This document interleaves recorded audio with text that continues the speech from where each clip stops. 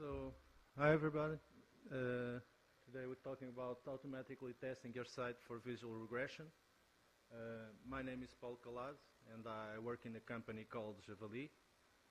And we're focusing on giving something back to the community right now. So that's why that's one of the reasons why we're sponsoring this meeting. And that's one of the reasons why I'm also giving this speak. I hope you can find it interesting, and I hope you can use it in your project, so at least know that's a chance of using it. So, our sponsors, you've seen it already, Aqua, Wonder Platform, Javali, our gold sponsors. And so, what we're talking about in this session, we're talking about what's visual regression, what's visual regression testing, and the tools that I'm using. Oh, sorry, I'm too far away.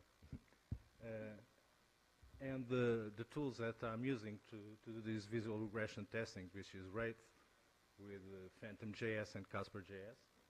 And in the end, I'm going to give you some examples of how to make these tests meaningful, especially in an environment with so much content that we may not want to test for visual regression. So what is visual regression? Well, I have an example here that I'm showing you. So computers have an easier way to find differences between images. If you look at this image, I'm gonna switch the slide, and I challenge you to find the difference between both of them. And I'm gonna tell you it's gonna be really hard. You probably won't notice it at first. So here it is.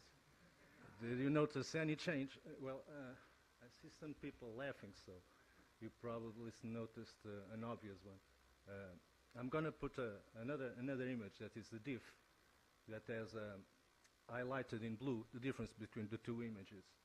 And yes, this might be a little bit confusing, so I'm going to separate a little bit, and I'll show you how Wraith puts this. That's a little bit more obvious what's the difference is. And so you laughed because you probably noticed that the title is different, right?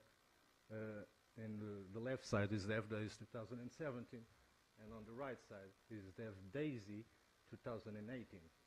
But if you look closer, you'll notice that in the center image is not Matt Damon. It's actually me. And if you see in the highlighted, you look at it's majorly the hair that's different, but I'm working on it. So visual regression is pretty much like doing a diff, like on a code file when you do like a patch, and you get the difference between the code in the both files. But here is for pixels on screen. So how can you use this for visual regression testing, and what is visual regression testing? Well, visual regression testing is pretty much what the name says. Is testing visual regression. Is testing what's the difference between two images in our screens. And especially in our websites, those differences can be a symptom of a bug or something more important. So let's see, why should we use it? Well, our sites get broken, and they get broken a lot, especially when we're developing and we're making changes to CSS, or we are adding some CSS for the responsive, and someone messes something in the responsive that changes the desktop, and it shouldn't. And the other question is that, the other reason is that sometimes it's hard to find out what to test in a website. We often don't have functional tests, something like, okay, I mean, my input is A and B, and I expect C to come out. And sometimes in a website, you don't have that. So it complements it. And sometimes, like we're going to see ahead, we can even find some functional bugs with visual regression. So the last two lines, they're kind of complementary. It's less dependent on human intervention, so it's also time-saving. If the computer does it for us, we're saving time that we can use on other projects. Of course, there's time making the tests. We take time creating the tests, But especially with Wraith, you'll see that it's really fast doing it, at least for simple tests. And the fact that it's less dependent on human intervention, it also makes it, less prone to failure. You probably noticed, more seriously, you probably noticed that it wasn't Matt Damon, but most of you may have missed that the title was different, right? And the computer always catches that. The fact that you can test these things makes it less necessary to do reworks if you test it, especially in the beginning of the development. So this is when you should use it. And how do we do this in the beginning of development? One of the things we do is we make like a fake site with the mock-ups of our designer. And we're constantly, when we're developing, we're comparing our development environment with the mock-ups that the designer made. So you can check if the site is starting to look exactly how it should be. When major changes happen, let's say our client suddenly wanted us to change the logo, or he wants another enter in the menu. Sometimes this shift things in the DOM, and something gets broken, or the footer isn't there anymore. Other major changes that may come, especially with Drupal, is when you update some module or even the core. Sometimes it breaks the site, and it breaks it, and the visualization of the site can be a symptom of that. Something doesn't appear anymore.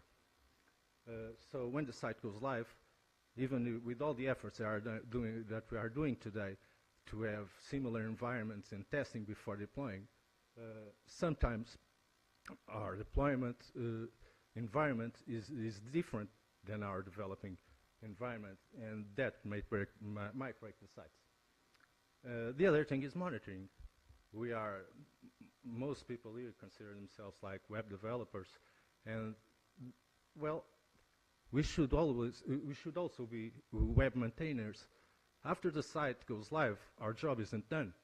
The site might break, and it might even not be our responsibility. We have someone on the other side that's messing around with the site. Maybe even permissions that we shouldn't have given may break the site.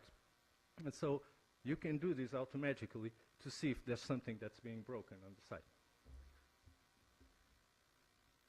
So what do we use for this? Well, there are other tools, but we are using Wraith, PhantomJs and CasperJs that are headless browsers that work with Wraith. So Wraith is a responsive screenshot comparison tool. And it compares two sites or the same site through time to check for differences. It's written in Ruby. It's a Ruby gem. And it's really easy to, after the setup, it's really easy to use. I'm going to show you afterwards how it's done. And it might use different headless browsers to browse the site. Phantom and Casper work with WebKit, and there's also Slimer.js that works with Gecko. So there's PhantomJs. I talked about it before. It's a headless browser based on WebKit, and it's pretty much a browser without the user interface. It works on the command line with a JavaScript API, and you can browse pages and click on something and do pretty much the same thing that a user does on a normal website, but it works on the memory and can log the actions and take pictures or screenshots of the pages we're in. This is an example of how you load and save a page, and I don't know, maybe it's a little bit too small. You probably can't read it, right? Okay, so it's pretty much just create a page, open an URL, and then you can log that the page has loaded, and you can render it to a PNG. Okay, then that phantom exit is actually closing the browser. Even if it's a headless browser, you need to close it anyway. So, and CasperJS is pretty much a navigation and testing scripting for PhantomJS. It has a lot more utilities than the one that we are using it for. The main reason we're using it is because with Casper, Wraith allows us to take snapshots of only sections of the page, like special sections, and we don't have to compare the total page. But it also has some cool features for testing. If you saw the presentation on Nightwatch, Casper can do some things like that. It can check for the presence of elements and pages, but it's behind the scope of this presentation. So this is how you click on an element. Casper is more friendly even than PhantomJs. So to click an element, you just have to open the website, and then you have a function. This pretty much JavaScript with this .mouse.click, and you can put CSS selectors, or you can actually say the position of the element in the page. So let's check some examples. Wraith has three modes to run. The first one is the capture mode, and the capture mode compares two different sites. We use it to compare the development site with the production site after it's deployed. Okay, you can do it for any two sites, but this is the most effective, and I think that's the one that makes more sense. So when you set up Wraith, it creates, if you want to run Wraith setup, it's optional, but if you do that in the command line, it actually creates two folders. One is for JavaScript, and it has some JavaScript files there that I'm going to show you, and the other is config. And inside config, you have some examples also, and you can see them and mess with them to understand how it works. It's pretty much YAML, and you just give configuration here. So first, you need to tell what's the browser that you're using. So you're using CasperJs. As I told you, you can use Slimer.js if you want to use the Gecko engine. Then you have to say what domains you want to compare. In your dev and live are only labels, okay? So that's the one that the labels that are going to appear in the gallery that Wraith makes for us. And then you specify the URLs. And then the paths that you want to capture. So home, that's just slash. And here, the others use what I was telling you about with Casper. They allow us to use selectors. It's pretty much any CSS selector that you want. So you can take particular divs. This is important because let's suppose that you're creating a site that's only one page, and you have different developers working on that site. Well, if you're comparing the entire page, the fact that the menu isn't there and suddenly appears is going to make a really big change, and you don't want to check that. So you can just check the section that you're working on for development. So after this, this is responsive. So you can specify what screen widths you want, and optionally you can also say select the height. It's actually you don't have to specify the height. I never did it because it actually goes to the entire page. It does the entire page. This is optional, but I'm going to show you what this JavaScript file does. So before any capture, you can use JavaScript to manipulate the web page before you're taking the snapshots. And then the directory where the shots will be stored. And this is for, well, I haven't talked about it yet, but the Wraith also uses ImageMagick to make the diff image between the two files that Wraith creates. So this fuzz is used by him to make the comparison less strict. I think it helps with anti-aliases, but I'm not exactly sure how it works. You can make different tests and change it and see the difference between slight different colors disappear, but I wouldn't mess too much with the default value. And then there's the maximum acceptable level of error that Wraith will return an error on. So you can say that if the difference in percentage between pixels between two pages is bigger than 5%, it will throw you an error. If you want to put it exactly at 0, you can. Okay?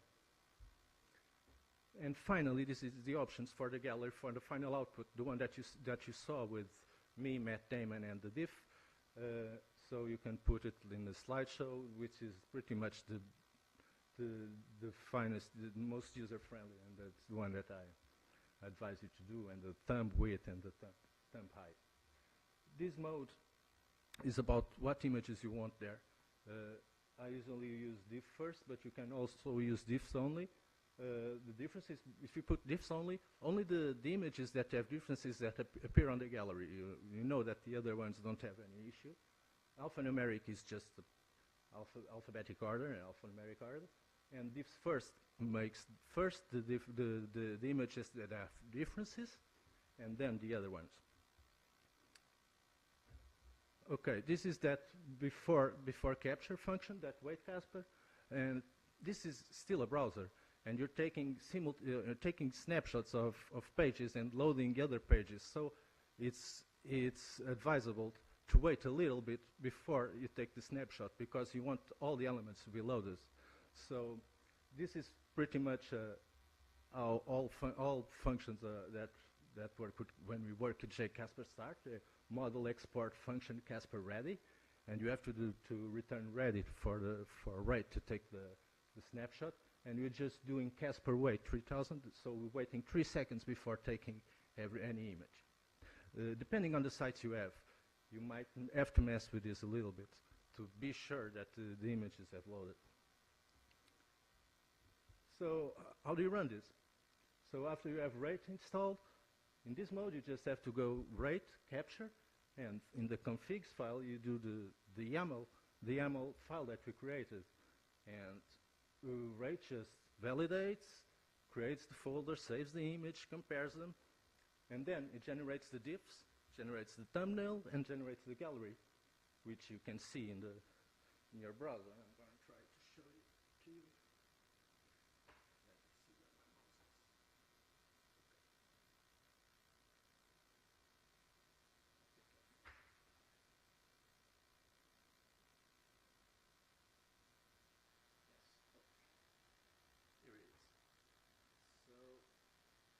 This is pretty much, first of all, I want to show you the, sorry, this is too big.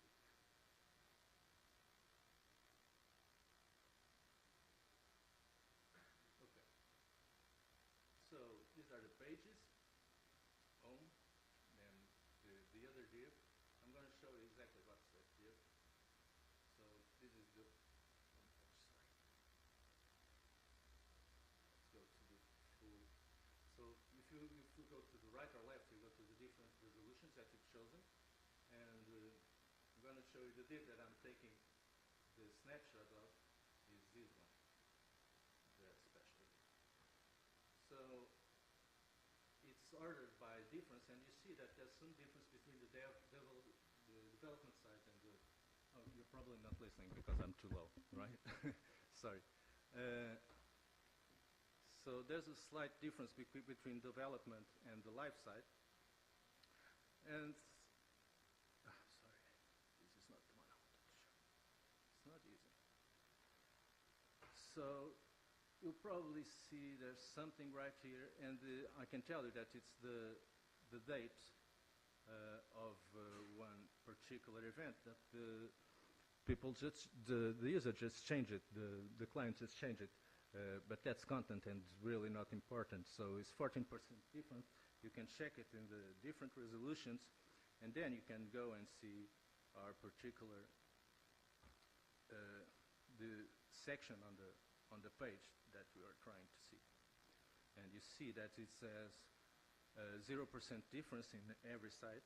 So you probably don't even have to see this web page, this other page, because you know that they are ordered by difference, so everything below will have a 0% difference. Okay. So let's move on. So then there's the history mode. Here we're comparing development site.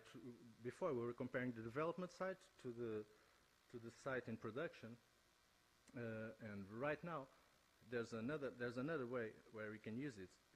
After the site is in production, I was talking to you about monitoring the site.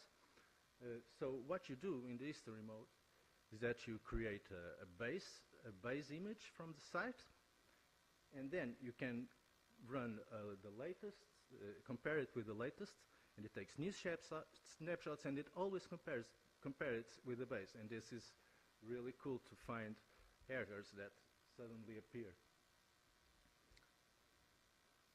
So how do we do this? So the main difference between the config file is that here you only have one domain. Then we have the paths, is exactly the same thing.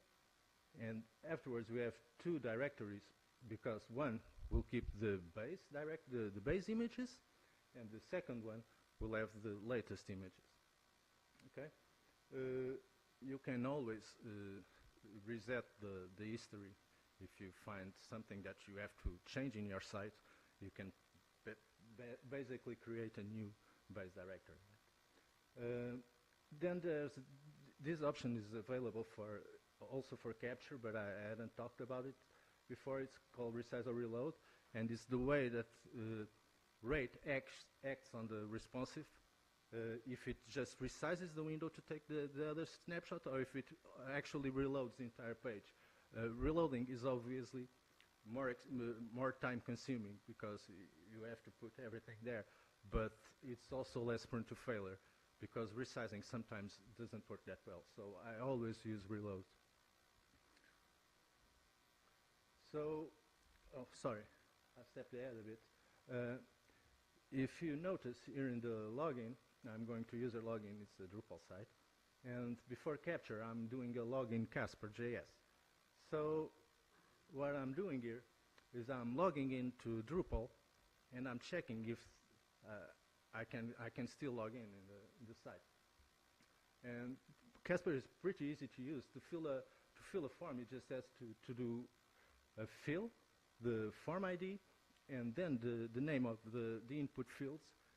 And the true is to actually submit the form. You can put it to false, and you just fill in the elements without submitting the form.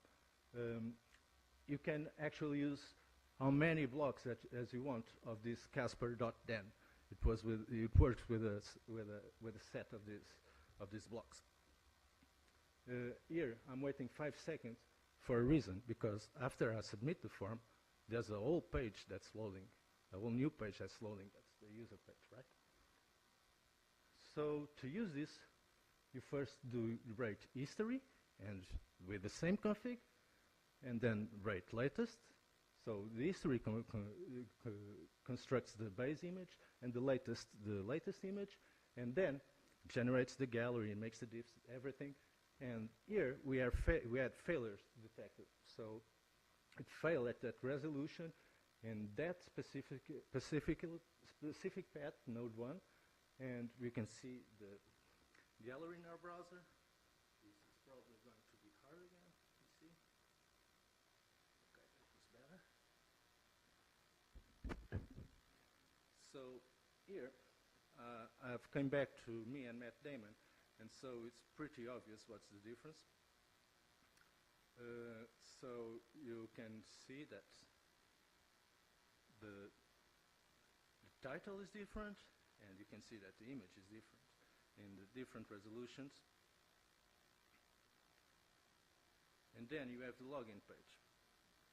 Now this is pretty cool. At 320 pixels, I actually made an inspect on a site and turned it into responsive, and the actual menu is open when I do that. So it actually did it. The only problem is I probably should click on the menu again, because you can see a slight difference there.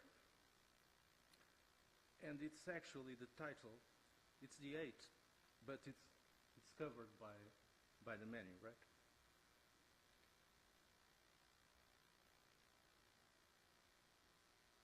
Yeah, but you can see that there was no problem in the login. There's a difference here, but the difference is for how long I'm a member of the site, right? I take the picture later. So let's go up.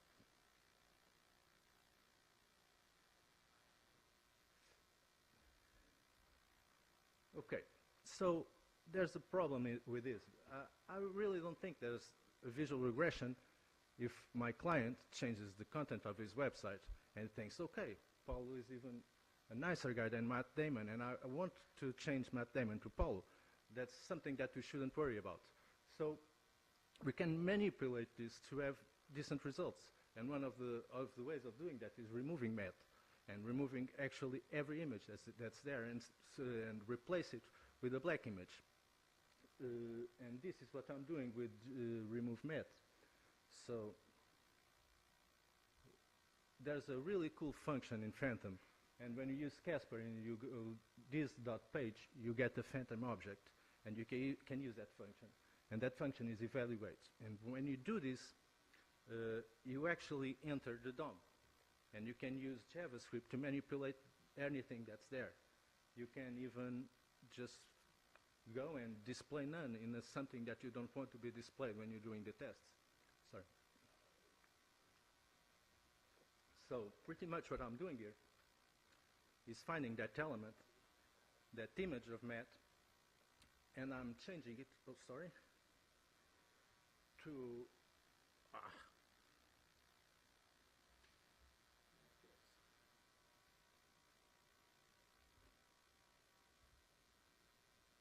where am I?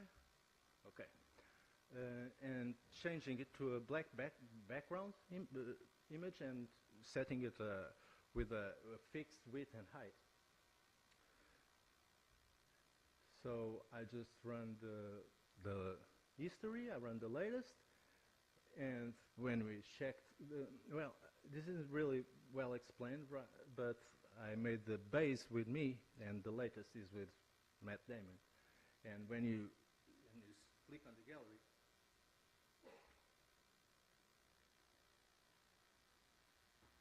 you'll see that this test is going to be really, sorry, this is the home page. And here are the two images, because there really wasn't nothing wrong. There was nothing wrong with the sites, only the content changed. And in Drupal, content is really changing a lot, especially in some pages.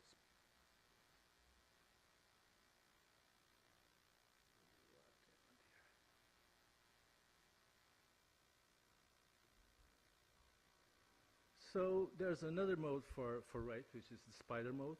If you don't want to specify the paths that you're checking for, Wraith as a spider mode is pretty much a crawler of your site. So if you replace your paths in the YAML, you actually erase that section in your YAML file, and you replace it with winports and the sun file. What it does is when you do Wraith spider config spider, it crawls your site and it saves exactly all the URLs you find, all the links that you can find. It creates you a file like this. When it makes the label of the URL and the URL there, and when you run a capture or history mode, it actually runs all these paths.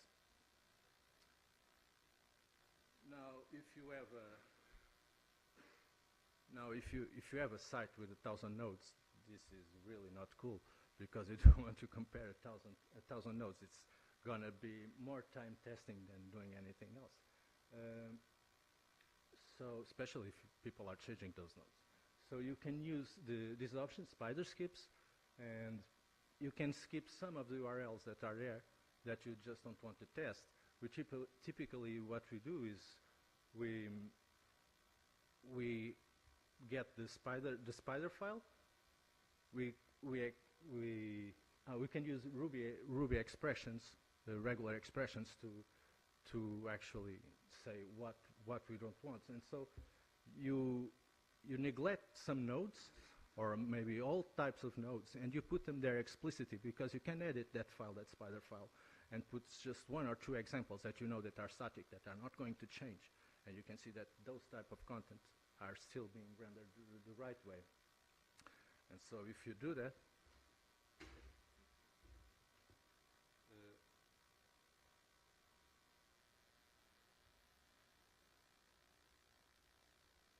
you actually get a gallery with a lot of things, okay? So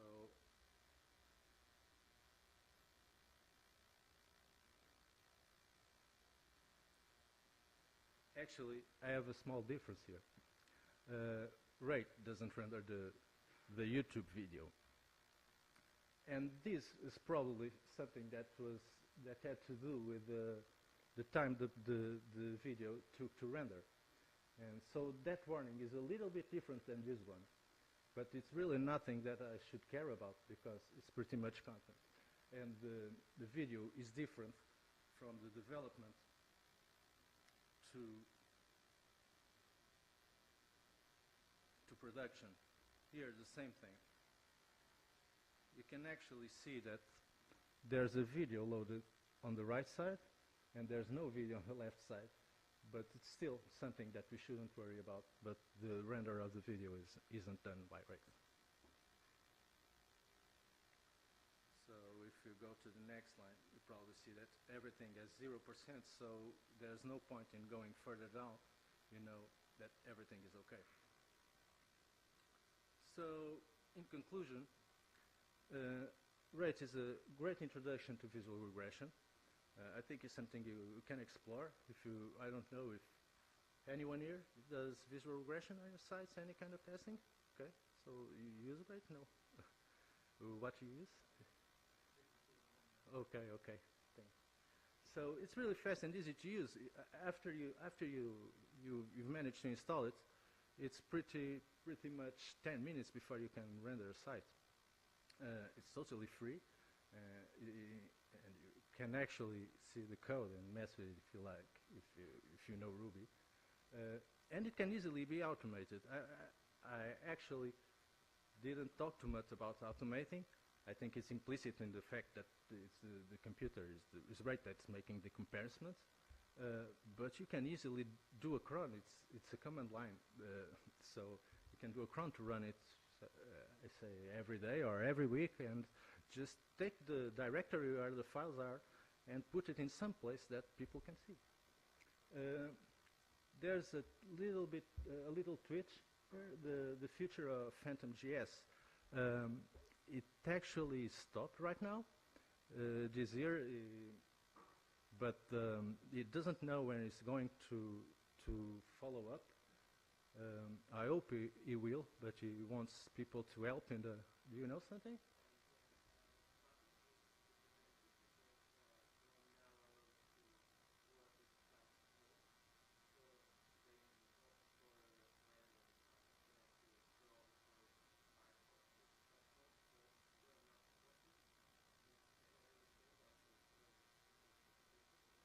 Okay. Okay. I'm not sure. Okay. Thank you. But I don't know. Phantom, I hope it will come back. People, it's been used in a lot of places. A lot of people use PhantomJs, so I hope it's not the end of it. But still, you can get some pretty good results with it. So we had some good results, and we had some strange results. And if you want to know about them, well, questions. Yeah, this spider is there's any option to run it in parallel, so you can run it in multi-threads or something, because if you have a lot of nodes and everyone takes a long time to load, then it could take a long time. So yeah, actually I haven't had that issue already, because of what I was telling you about, we usually don't check the entire site because, especially when you deal with content, there's a lot of content that if you check one or check two, you check everything. But yeah, I really can't give you an answer about running it in parallel. My guess,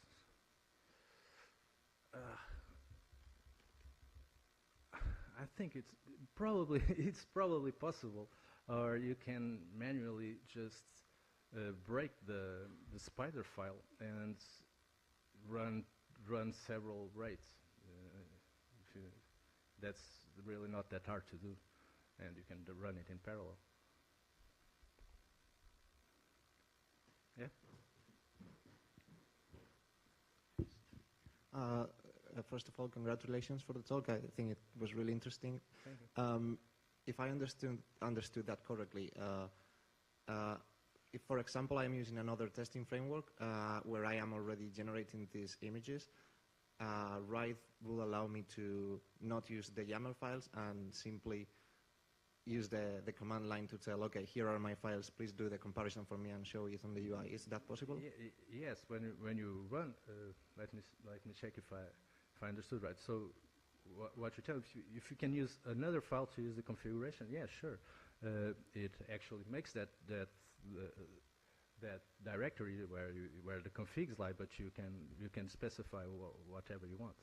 You just put it in the command. Okay, it's an argument. So it's not needed to use any of the browsers that were specified there, or any of the testing frameworks. The browsers, yeah. No, the browsers, yes, but sorry, the testing frameworks like Casper, I could use if I was using Nightwatch and I'm already generating the images, then I'm fine. Sure. Okay, thank you.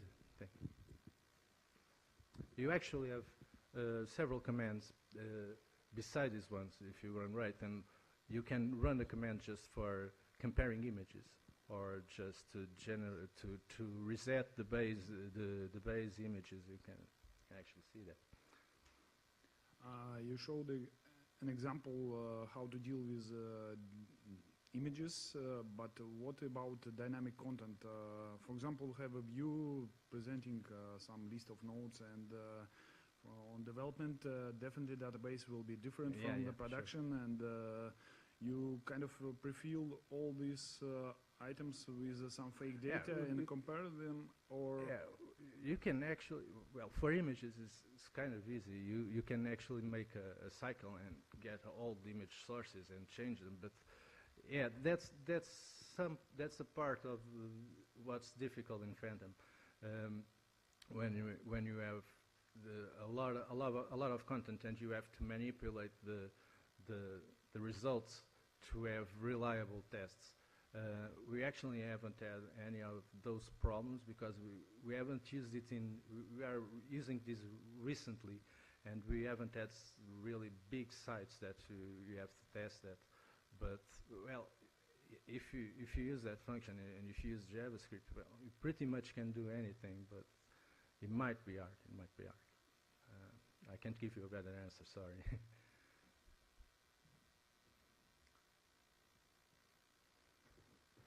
So no more? Oh, okay, sorry. So you, as a file with a username and password, is it possible to exclude those the username and the password out of the file, so you can put it in version control and you don't expose your password and your username? Okay, that's a good question. Well, actually, you don't have to expose it because you can have rates anywhere you want. So when it runs this JavaScript, it's completely. It doesn't have to be exposed, but. Actually, I don't think so. I really think that this is most useful for when we use it is when we create a profile for some guy that's editor in the other side, not for admin. I actually had a fun experience when I was doing these tests for you, because I actually messed the login, the password in the file, and I was doing tests and I was never seeing the difference. But I actually, when I went to see the login page, I had a warning that I had missed the 5 times, so I had to go to the flood and clear my username. So that's one of the things that you can get functional errors there, right? But yeah, I really don't know if you can do that. I don't know. I really can't give you a good answer, I guess. Okay.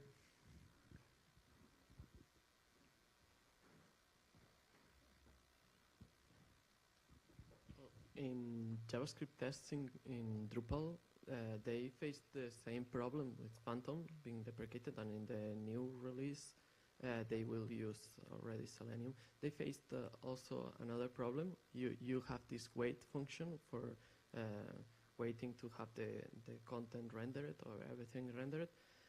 Then in core, they solved it like you wait until something appears in the page, Yes. or until you have this countdown. There will be an implementation of something like this in. Actually, Casper, you can do that. You can wait for a special selector before doing something.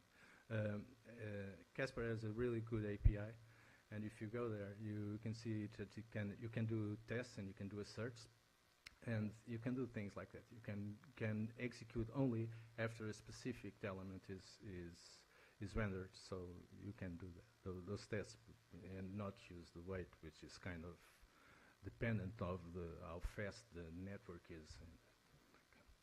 Okay, and you know if there's a way of waiting until the page is load and all the JavaScript has finished running? Well, we can actually get the return of the request, and you can check for it. So that probably there's a way to do that. But the problem always with is the JavaScript. that you don't know when it finishes Loading all the resources. running, and also could be that when it stops, something is triggered or an event, and then you maybe need to pause it. Also, and well, WebDriver doesn't allow you to pause. I opened an issue in the WebDriver for the W3C specification, but nobody answered you.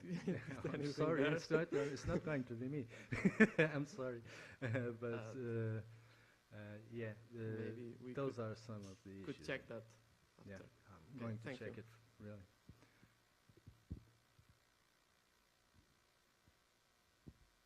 So everyone, okay. So thank you, and I hope you've enjoyed it.